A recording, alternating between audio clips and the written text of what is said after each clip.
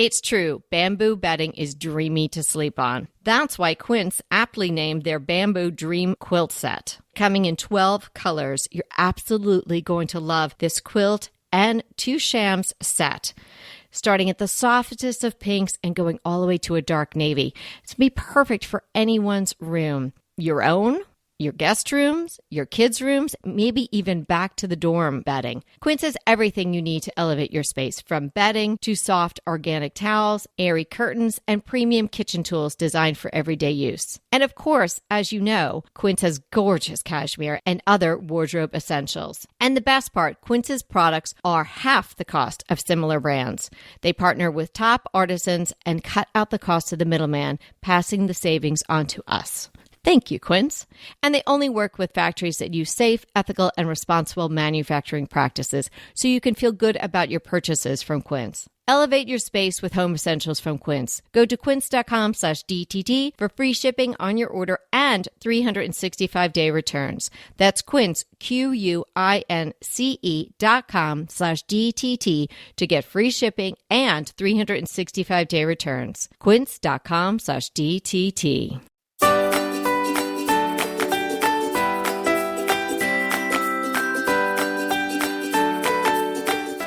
Hey everybody, I'm Kelly Wilkness here with Anita Joyce, and this is Decorating Tips and Tricks Plus. Decorating Tips and Tricks Plus is where you get more of us. So it's a bonus episode, and today we're talking about faux or no, and that's flowers. So we're going to dive in today and let you know what's wrong, what's good, what you should look for, and even some sources for some faux arrangements and flowers. This is something that kind of people try to decide. Should I use faux flowers? Should I not use faux flowers? And I thought we would spend a little time talking about whether or not you should even use them. It's tempting, especially if you've got a dark room, or you're someone who travels a lot, or you're going back and forth between 2 homes, or you just want to have something that looks good all the time. But sometimes faux flowers look really, really bad. And I feel like I see more bad faux flowers than I see good ones. So it's an area where you want to tread cautiously. What would you say is the distance that we should go by? Because I would say maybe 10 feet away. If you can't tell it's faux, then it's a go. But, if you can tell, then I think that's really some faux you don't want to use. I mean, what's your thinking? How close do you need to be? Yeah, that's probably a good distance. I mean, I guess it depends on how good your eyesight is. So, but yeah, I think in general, rule of thumb could be about 10, the distance of a room. If it looks so fake from that far away, it's definitely a no. I wanted to kick off with, what's wrong with going faux? What's wrong with faux flowers? What can make them really look not so good and something you don't want to have around your house? Well, if the color is just something you would never see in nature, let's all remember, and again, not a shot to the blue lovers out there, but there's very few true blues in the garden. So if you've got a faux arrangement and there are blue tulips or peonies or something in there, no, that's really not going to look real. If your faux arrangement has outstayed its welcome and it's dusty or faded because maybe it was near a window, that is also a big no-no. And you would want to at least get rid of that, have that leave your home. Even if you're going to go faux again, you want to replace that one. Do you have any other telltale? Well, yes. What's wrong with faux? Well, for the most part, I would say make it a faux plant. Because if it's an arrangement of flowers, those are the ones that tend to look more fake. And, it wasn't that long ago that there would be these floral arrangements, and they were clearly, no one thought they were real. But that was all the rage. So you want them to look as real as possible. And so I would say, for the most part, stay away from a bouquet of flowers and kind of stick with maybe something that looks more like a plant and maybe even some greenery. might be the way to go. Maybe a fern or something, something along those lines. Some of the succulent plants tend to be some of the easier ones to fake. I think some of those are the best looking as far as looking like their real counterpart. But another thing to keep in mind is if you're outside, I mean, the faux boxwoods, I think I'm fine with that. But like a window planter with fake flowers, I'm not so crazy about that. So I feel like outdoors, for the most part, I don't want to see faux outdoors unless it's like a big boxwood, something or other. Or, something in one of those big planters that's more greenery. And the other place I really don't want to see faux is on the table if you're having guests over. If you're having guests over, you're going to be super close to it. And I think it's just really best to have real flowers or a real plant on the table when you have guests over. Great points. I'm going to get back to what I think is wrong and where you can really go wrong with a faux flower. If there's faux water in it, I think that can really make it look fake. So if it's a clear container and you can see that there's some sort of plastic water in there, that's a telltale sign. So if you were going to do a faux, I would probably suggest that your container is opaque. I think you can do a little bit better getting away with it that way. I do agree with Anita that oftentimes the plants rendered in some sort of unreal material, whether it's plastic or silk or some fabric or some combination of those things, the plants tend to look a little bit better, but not always. I would say it's something you probably don't want to buy online unless you're buying it from a trusted source. True. Because a lot of the faux plants like, oh, I'm worried about buying an expensive, as Kelly's always saying, big house plant and spending, $80, $100, $150 on it because I think I might kill it. Let me get a fake one. A lot of the ones on places like Amazon or Wayfair are just going to look really bad. True.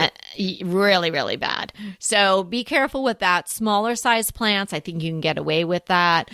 Succulents, yes. There's something about their actual natural construction sometimes almost looks plastic-like. True. So I think that they are rendered well in faux. So that's something you could do. So have you tried dupe yet? If you haven't, come on, dupe.com. It is going to be your new shopping best friend. And it's not just for furniture. I know I've shared with you about my coffee table dupe, but you can save money with dupe on fashion, shoes, jewelry, and more. I just used dupe to find an absolute perfect twin of this t-shirt that I wanted. It was an $80 t-shirt. I was not going to pay $80 for a t-shirt. Dupe helped me find the twin, like maybe the exact same shirt. Find something you love, and then you can find replicas, twins, and maybe the exact thing for so much less.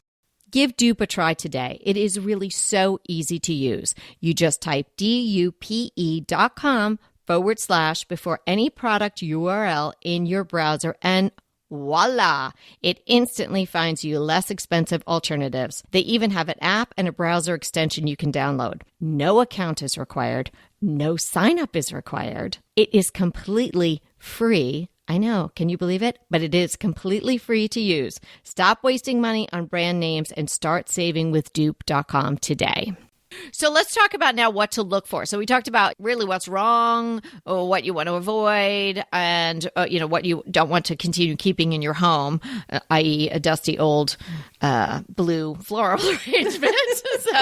But if you're going to go faux and you've got a good spot for it, then this is what you want to be looking for. Realistic color, as I mentioned, but not only realistic color, but variation in tone and saturation. Think of when you look at a rose or any type of flower, it's not all just flat yellow or flat pink. There is a variation of color, and some of the blooms are open and some are closed, so stages of growth. Imperfections, even in faux grass, if people are buying that type of turf, they often mix in some what would appear to be dead grass, so it looks more real. So you want to have a few little imperfections, not something where it's a dead faux flower. Yeah, something a little imperfect would also indicate that it's realistic or more realistic. And you want to be careful where whatever material it's made of, whether the stem is plastic or it's wrapped in some sort of fabric, where the stem meets the flower or the stem meets the branch. Sometimes they just had that kind of like snap in thing going on. Like think of a faux flower you might buy at Michael's or Joann's or something like that. It just looks fake. It's got that little plastic holder and you snap the other thing in, you can pull it off. So you want to avoid something that really looks like that, or that portion of the arrangement is exposed in any way. Yeah, some of those really look very obviously fake. So I agree with you. You really have to be very careful. I think you can do faux if you know what you're doing, but yeah, look very closely. And I think unless it's a trusted source, I think absolutely you need to buy in person. Unfortunately, I don't really have any good places near me that I can think of offhand that have some good faux. But yeah, there are some trusted sources. I really like Oka's faux plants. I like them on a lot of things, but they have some beautiful fake hydrangeas that I think are really nice. But yeah, once you kind of the connectors to the stems can look really obviously fake. I don't like that. Other things you want to keep in mind, I think, are, as I mentioned, the opaque vessels are better. And you can also mix it in with real. So depending on what the stem is made of, you could mix in some faux to sort of boost your bouquet of flowers that you got at Trader Joe's or someplace, and just make it a more lush looking and larger arrangement. So say you had some faux branches, or you even had some faux boxwood, or you had some faux greenery, or even some faux flowers. It's as long as you can submerge the stem in water. So there, it would be plastic and maybe wire coated plastic. If you can stick that in water, so when you put in the real flowers, they actually do have water as well, that can really trick the eye. So maybe you have something that is a more minimalist look most of the time, and it's faux, and then on the occasion you add into it, and that can be really lovely. And then it feels like it's ever changing, and not that you're going to be tricking yourself or anybody that gets super close, but it will look like it's more real, rather than, so-and-so has had this floral arrangement on her side table. Isn't it amazing that those flowers have lasted for 10 years? Like nobody's going to fall for that, right? So I would look for maybe some that you can mix in with real. And I liked what Anita said about thinking about the location that you're going to put these faux, because everybody knows ivy doesn't really grow on top of kitchen cabinets. So we know it's doing that anymore, right? So that is a very obvious example of where you wouldn't put some faux flowers, because real plants and flowers wouldn't grow there or be put there. It's kind of weird. So on a side table in a living room, I like what Anita's saying. Don't put it on the center of your dining room table where people are going to be sitting around and they could have the opportunity to see whether your connectors are plastic. Maybe, you're not going to put a floral arrangement in a china cabinet or behind glass. That's weird. So you want to put it someplace where you would naturally put a live plant or a real floral arrangement. Back to what you said about mixing them in, I think if you have an orchid that is not blooming, I have seen people take just the flowers and a stem from a faux orchid plant and put it with the real leaves just while they're waiting for the orchid to bloom again. And that is very hard to detect. I bet. Well, I had mentioned some time ago on one of the podcasts that I had a client who had been watering a faux orchid for about a year. And she proudly told me, look, I kept this alive since last December. And I looked closer and I said, this is not a real orchid. But good job. And we laughed and laughed and laughed, but it looked so good. And she But thought it did was she real. buy She was it? watering. I mean, how did she not know when she bought it that it was? Someone had given a tour. They came to our house for a Christmas party and brought her an orchid, and she just assumed it was real. Oh boy! Yeah, that was so funny. But some of them are really good looking. So let's add the orchid in too, because that, like a succulent, it's just easier, I think, to make it look good when it's a faux. So some trusted sources that I can suggest are, of course, Diane James. Diane James even does the water in the glass well. So they are really good at faux flowers and arrangements. So you have a caveat on that one. If it's from Diane James, it's okay. Exactly. They do it well. Okay. You know, if it's off the shelf in TJ Maxx, it's probably not going to look that well. good. And although I do love my TJ Maxx, I would not buy faux flowers there. That's not a good source. No, not a good source. So Diane James is not inexpensive. But if you think about it over the course of many years, how many real flowers you might be purchasing, and you sort of do the math on that, it might work out where you're actually saving money. I mean, who knows? You see how many times you would go and buy a flower arrangement or have something made, or even doing your own bouquets, or even just buying some stuff at the grocery store. You can have a look at Diane James, and if you don't get sticker shock, do the math and think about how long you could possibly keep that beautiful arrangement. A floral, you can tell by the name, that's pretty much all they do. They do containers and things like that as well, but they do a great job. I have used them as crushes, and I've talked about them on the podcast before. And then my other source for really good faux flowers or plants that you could trust to purchase online is Terrain. I love Terrain. That's a great source. Well, this was so fun, and I hope we gave you some great tips for when to use faux and when not to use faux, how to look for it. And we'll also include a link in the show notes to an entire episode we did on faux flowers, and that is full of sources as well. Thanks so much for hanging out with us. And remember, we're here to inspire you to create a beautiful home. Until next time. Want to talk to us? Well, we really want to talk to you. So let's schedule a design consult. Anita and I are here to give you individualized, actionable advice on how to create the beautiful home you want and deserve.